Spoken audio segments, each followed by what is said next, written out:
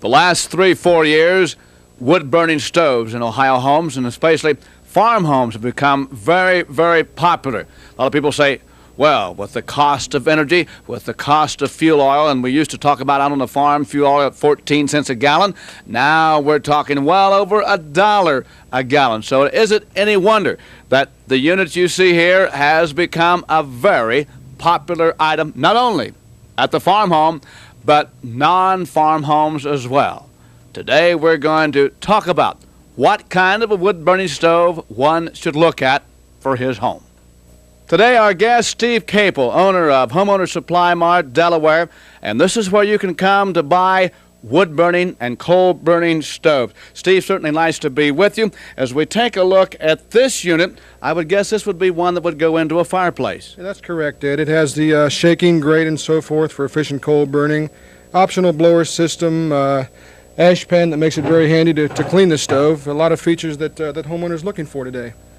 Have you found this to be a popular unit? Almost every home has a fireplace, but do you really recommend that, or would you recommend one of the freestanding stoves? I think it depends entirely, Ed, on whether or not the family wishes to use the fireplace as a heating source or whether they wish to locate the stove in another part of the house. But certainly the fact that there's a fireplace in the house lends it to being converted into an efficient heating appliance.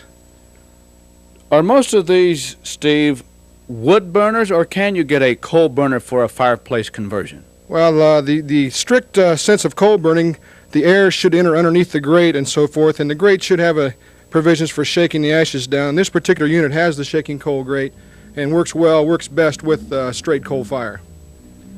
Should one have the air blower on a fireplace conversion? It does allow the homeowner to extract some of the heat that's behind the face shield, let's say, in the fireplace unit. Depending entirely on what they want to do with the heat and how much heat they desire, has a lot to do with whether a fan would work well or not work well in their particular installation. What about the farm family or non-farm family who is saying, boy, it's costing me too much for fuel oil or for gas or for propane, and they want to go back to the coal or wood-burning furnace? Where do you recommend that? I think I would recommend what type of fuel they're going to burn based on where their fuel is going to come from. Most farm families probably have fence rows, woods, or something like that to clean out, in which case it would mean they would probably be burning primarily wood. Are you selling many of those units? Oh, you wouldn't believe it. What about the freestanding stove? It would seem to me that would be the most popular. Yeah, without a doubt that is. It allows the stove to radiate heat in all directions, especially if it's located in a larger area, let's say a basement, or the older houses that have the larger rooms. It is a more popular type installation. What kind of costs are we looking at for the more popular freestanding stoves? The more popular quality stoves start at about $350, go upwards even to $1,000. Steve, do you think the wood-burning stoves, coal-burning stoves are here to stay, or are we just into a cycle? Well, at one time we kind of thought it was a fashionable type industry, but now that heating and related costs have just skyrocketed, I think it's become part of the rural way of life, maybe. What safety features should we take a look at when we're buying a fireplace conversion or a freestanding wood-burning or coal-burning stove? I would think, first of all, you'd want to ensure that your chimney and or fireplace that you would be converting is indeed in good shape, and stick to a quality unit, one that has been on the market for several years, so it has been tested and evaluated. How often do you recommend that we clean that chimney? It should be at least checked monthly. I think in the warmer months where you're not building a hot fire and aren't using the unit like it's intended, let's say as far as the size of the fire, should be checked at least once a month. Steve, I see a number of homes with the ceiling fans when one goes with a wood-burning or coal-burning unit. Should you automatically look at a ceiling fan of some kind? Well, I think the easy way to determine that would be if you have your stove burning, crawl a ladder or something and feel the heat that's stuck at the ceiling. What the ceiling fan does is pull that air back down to the floor to the living area where the people are going to be. It allows you to use that heat that's normally trapped in the last 18 inches of the ceiling where nobody ever spends any time. How do you decide what size wood-burning stove you should go with? It would be determined entirely on the amount of area in the home that you're trying to heat. A stove that fits the job you have for it to do is going to be the least trouble and the most effective. Steve, I have a brother-in-law that's a volunteer fireman, and just a couple of nights ago they were out and taking care of a chimney fire. How dangerous are these wood-burning stoves? Well, the fact that the stove burns slowly with a slow rate of combustion means that the smoke is going to be cooler. It's going to stick and adhere to anything in the chimney that's going to be cooler than the smoke itself, whereas in a chimney brush allows you to brush the chimney down, removes the creosote deposits. A 1/4 inch of creosote in the chimney is a harmful amount. And this allows you to remove the creosote from the chimney and therefore removing the danger from a chimney fire. So I would think that the sections you have here, you can keep adding on to those sections as far as length? Yeah, they come in 5-foot lengths and they just fasten together depending on the total length of the chimney required to be cleaned. How often would you recommend that we do that? I suppose it relates to how much we're burning the stove. Yeah, it relates directly to how much the stove is burning and exactly how hot a fire you can burn. The hotter the fire, the cleaner the chimney is going to stay, but I would say it should be checked at least once every month. Steve, is there something we can do about build up of creosote in the chimney? Probably the easiest way to minimize the amount of creosote in the chimney, Ed, is to build a hotter fire and to pay a little more attention to the stove rather than just throwing the wood in and lighting the stove and going away. There are several ways of ensuring that happens. You're saying perhaps that a smoldering fire that would lay there overnight is one of the problems? Yeah, what you're working against is the slow combustion in the stove and just the cooler smoke and so forth leaving the stove. But I understand that you do have some thermometers and so forth. Sure, this little gadget allows you to keep track of the combustion rate of the stove. It has a scale on here that shows you when you're in the most efficient range. In other words, the stove is burning hot enough to keep the chimney clean, and it is not overfiring the unit as such. Steve, let's assume we're convinced to go with a freestanding wood-burning stove. Do you recommend that we try to install that ourselves or not? Unless you're confident that you can do a safe job and that you know what you're working with and what you're up against, it's normally recommended that you deal with a reputable dealer who will recommend someone to install the unit for you. So we're saying that there are some safety precautions that one really should take. Yeah, nothing is probably more dangerous than a stove that's installed improperly. Can we really heat an entire home with a freestanding wood-burning stove? Yeah, given that the stove is of adequate size and so forth to heat the home, as well as using good fuel is probably the most important thing. The quality of the fuel determines primarily the efficiency of the stove. Next week on AgriCountry, we're going to be visiting with a gentleman who has been cutting and supplying wood for homeowners most of his life. We invite you to stay tuned. When we come back, we'll be at the Edie Brothers Dairy Farm just at the edge of Lancaster, Ohio.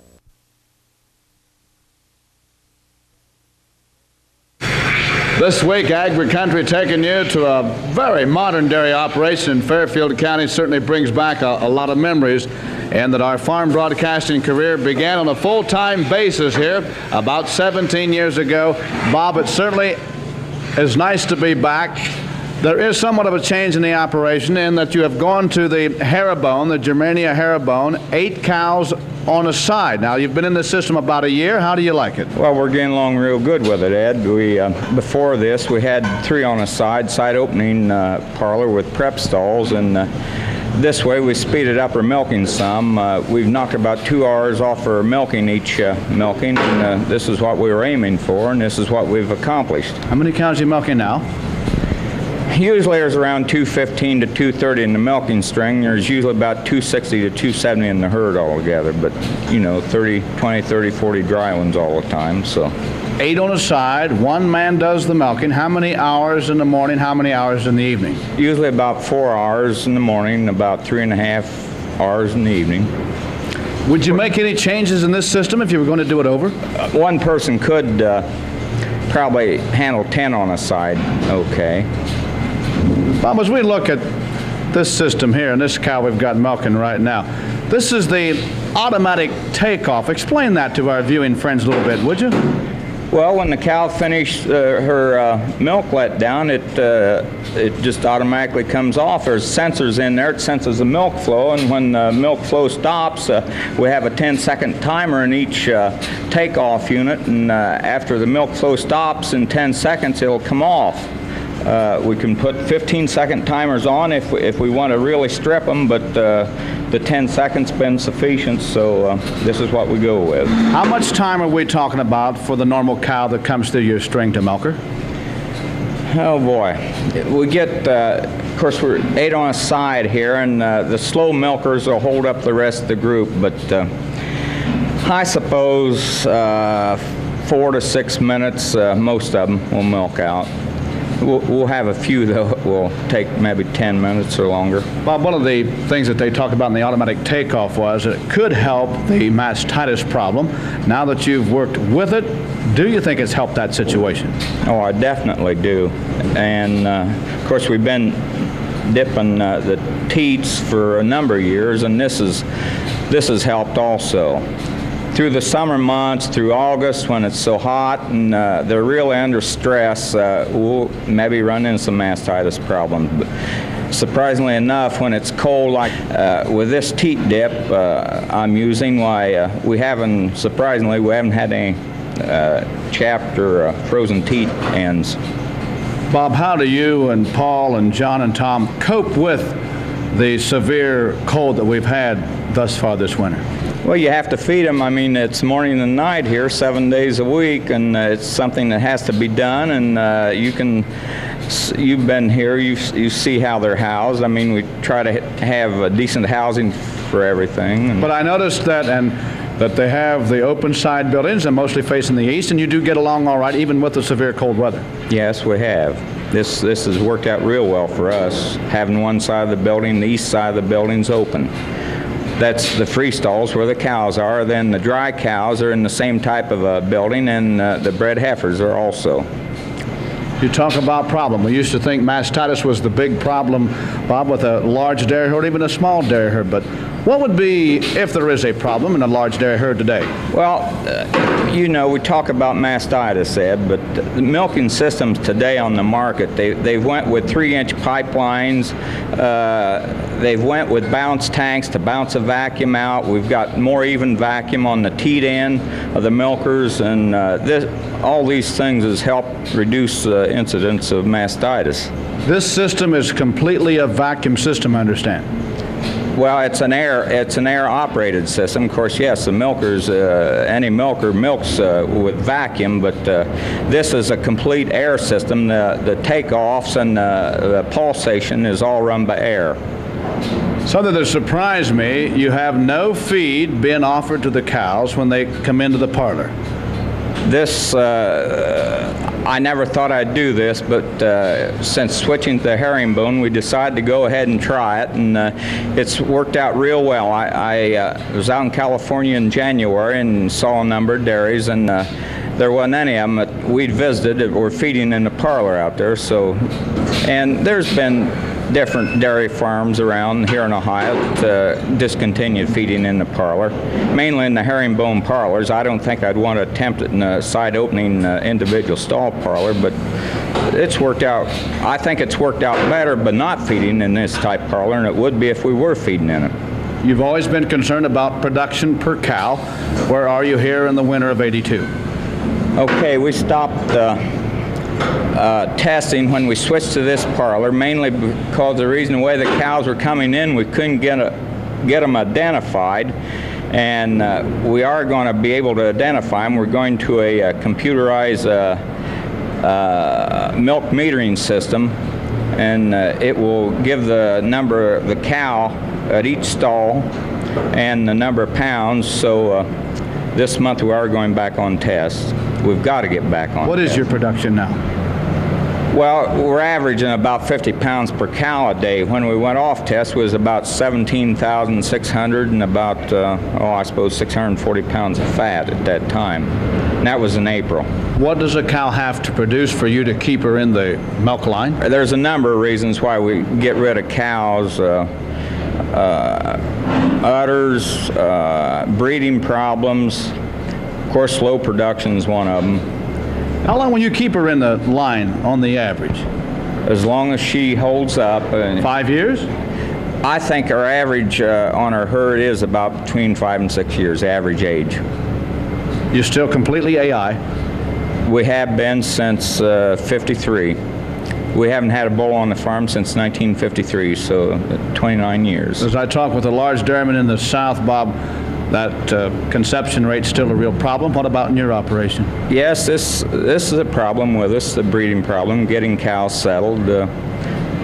When you have to, the type bulls that we're using, the semen, the price that we're paying, $25, $50, $75 to $100 for each time you have a cow bred, why it becomes quite a problem when she comes back in heat 2 or 3 times. How concerned are you about the economic situation for the dairying farmer in 82? I wished I knew that answer, Ed. I don't know. The way the economical situation is right now, a lot of farmers out here are kind of crying the blues, and I don't blame them. Our production here, crop production, was down considerably what it was in past years. We're going to have quite a bit less grain to sell this year than we have had, so financially it kind of crimps your pocketbook. How many acres are we talking about in the operation? Well, we own about 560, and we rent about 250 additional acres. So around 750, about 500 in corn, usually around 200, 225 in alfalfa.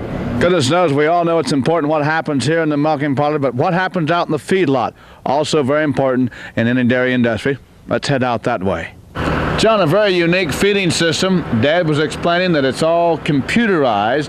We're out here now where the cows actually go into the feeders. Explain to our viewing friends how they really work. Okay, each of these cows have a transponder on them, and the transponder, there's an antenna in each of these feeders, and it's transponded up to the computer itself, and we program each cow for the amount of pounds of grain they get. John, let's talk about that. Now, for the cow that's really producing, let's say 100 plus pounds of milk per day, how will you computerize her feed? Well, we figure up how many pounds they want her to have, the higher producer, to have more grain coming to them, keep them producing that. And lower cows that don't give anything, well, they won't receive that much. And we may have some cows who won't get any. We may have some cows get 40 to 50 pounds of grain a day. 230 some cows in the milk string. How many feeders does it take for that many cows? We have 9 right here right now. And that'll cover it? Yeah. What's the feed that's coming through that mixture? Well, we got high moisture shell corn, which is from that silo over there. And we buy our pellets, and the corn's crimped, and it's mixed in with the pellets. And that's what's augured over into these feeders. Now, what feed would they get free choice, John? You're talking about your corn silage and your haylage. John, now that we've taken a look at these feeders, let's go up and take a look at some of these calves that have been born the last couple of days or so. John, coming into the calf barn, do you keep all the heifer calves? Yeah, we got to keep them all for replacement of our older cows, or cows that don't turn out and we got to sell. Well, that's what we replace them with, all our heifers. How quick do you take the calf off the cow? They're with the cow for about 1 day, then we bring them in. How soon do you try to get them on a dry feed? Well, they're on dry feed right now. They're getting their grain. Usually a couple days after they're born, we start them in on grain. What would be the age of these calves, John, and how long would you keep them here in this part of the barn? Well, these up here are just newborns, so they've been born just a few days ago. And they go right down the line to about 2 months, and that's when we start weaning them. So you take them out of here in a couple of months? Right. How many heifer calves are we talking about in a year's time? Half the herd of 250 or so? I'd say. About 50 bulls, 50 calves. John, let's go out now and take a look at the larger heifers over in the heifer barn. John, when you bring the heifers out to these particular barns, what kind of feed ration do you put them on here? Here they get just corn silage and their haylage, and they'll get a little grain with it, but that's all they get. And all they can eat? Right. How long do you keep the heifers here before you breed them? Well, we try breeding. We'd like to breed them around 13 months. We all these up along through here anywhere from 5 months to probably I'd say about 10 months. Then we take them over to be bred. Do you fellas plan to expand the operation as you look down the road the rest of the 80s into early 90s? We really, if we're going to expand, we're going to put up more silos, and I think we're right at where we want to be right now. We'll be back with more of AgriCountry right after these messages. Certainly nice to have with us this week a longtime broadcast friend, Bob Miller, recipient of Agri-Broadcasting and the Ohio Cattlemen's Industry Service Award. How many years totally, Bob, in broadcast? 38 years in farm broadcasting in this great territory of Ohio, Indiana, and Kentucky. But a lot in southwest Ohio. Oh yes, over 30 years with WLW. Bob, as you look at the beef industry of Ohio, kind of scan those 38 years and bring us up to 1982. Oh, the change in the animals is so great, of course. The animals themselves, going through that era of those very short-legged animals, then up to those that could get around. Your changes in breeding, the crossbreeding that came into the picture, and then that great breakthrough when they had the first grand champion that was slapped and it was a crossbred. Bob, so nice to have you with us. Our special guest, the recipient of the second annual Beef Industry Service Award given by the Ohio Cattlemen's Association and Agri-Broadcasting Radio and Television. Today here on AgriCountry, we've shared with you how to buy a wood-burning stove, how to buy a fireplace insert, even a coal or wood-burning furnace. But next week, we want to take you out to the wood pile and share with you how to buy wood and what you should look for in buying wood for that stove or that fireplace. Also next week, we're going to take the cameras and travel into Fayette County to the farm operation of Charlie and Gina Andrews of Andrews and Bond. And also next week, we'll visit with Charlie Nash, the executive head of the Ohio Farmers Union, and their farmer president, Virgil Thompson.